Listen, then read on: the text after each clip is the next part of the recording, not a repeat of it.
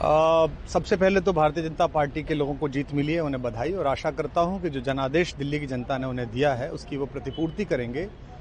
और वे सब आम आदमी पार्टी के लाखों करोड़ों कार्यकर्ता जो अन्ना आंदोलन से आए, जिनके बहुत ही निश्चल, निष्पाप और बड़े भारत की राजनीति को बदलने के सपने की हत्या एक निर्लज्ज, नीच, मित्रहंता, आत्ममुग्ध और चरित्रहीन व्यक्ति ने की, उसके प्रति तो क्या संवेदना। दिल्ली को उससे मुक्ति मिली। और मैं ये जानता हूं कि अब जो आम आदमी पार्टी में लोग बच गए थे सत्ता के लोभ में, लालच में, पदों के लिए, उस पैसे के चक्कर में, वे सब भी अब वापस जाएंगे, लौटेंगे, कुछ अपने व्यवसायों में लौटेंगे, कुछ पार्टियों में चले जाएंगे।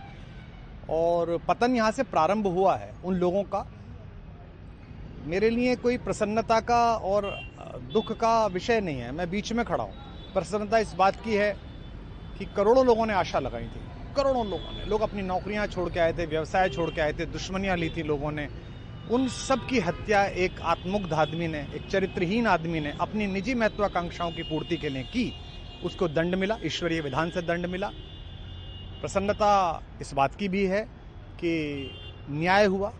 आज जब कहना नहीं चाहिए, लेकिन आज टीवी पर जब जंगपुरा का निर्णय आया और सामने दिखाई दिया कि मनीष हार गया, तो सदा तटस्थ रहने वाली और राजनीति से विरत रहने वाली मेरी पत्नी जो है, उसकी आंख में आंसू आ गए, वो रोने लगी।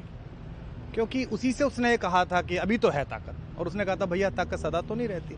तो ये अहंकार आशा करता हूँ अगले लोग नहीं करेंगे, जो बाकी दल है वो नहीं करेंगे, इससे सबक लेंगे। और दिल्ली के नागरिकों को मैं अच्छे शासन के लिए बधाई देता हूँ। अब भारतीय जनता पार्टी अपने नेतृत्व में सरकार बनाकर दिल्ली के जो दुख थे पिछले 10 वर्ष के, उन्हें दूर करे।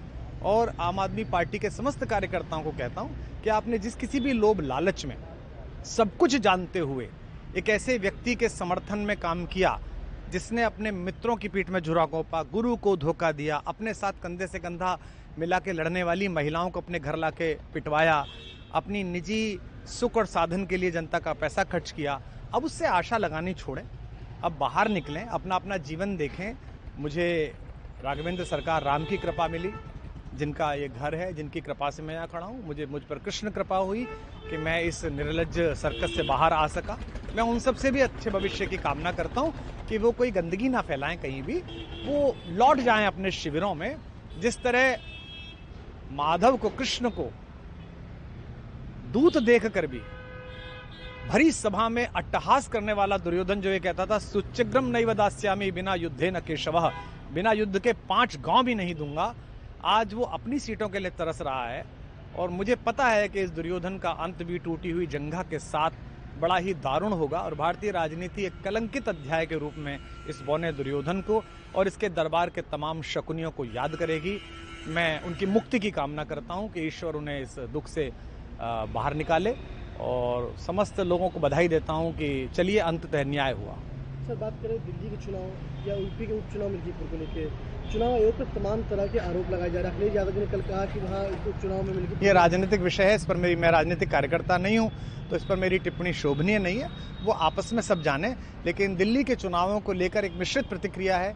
दुख है कि अन्ना आंदोलन से एक ऊर्जा जो पैदा हुई थी, जिससे देश में एक सकारात्मक बदलाव हो सकता था, एक वैकल्पिक राजनीति हो सकती थी, उसकी हत्या एक अहंकारी आदमी ने, एक आत्ममुग्ध और असुरक्षित आदमी ने कर दी।